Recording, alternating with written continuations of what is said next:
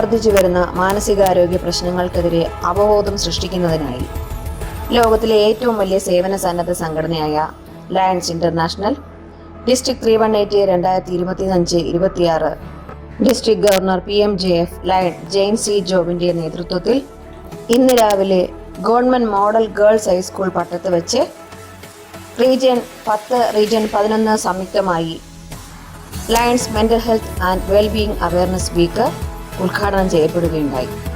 ചടങ്ങിൽ first PDG PMJF lion engineer Anilkumar, GST coordinator MJF lion SS സുനിൽ, district secretary mental health and awareness MJF lion doctor T Sagar, region chairperson region 10 lion Rajagopala sir, region chairperson region 11 lion Shahul Arif, faculty lion doctor Nandini Jayachandran തുടങ്ങിയവർ പങ്കെടുത്തു.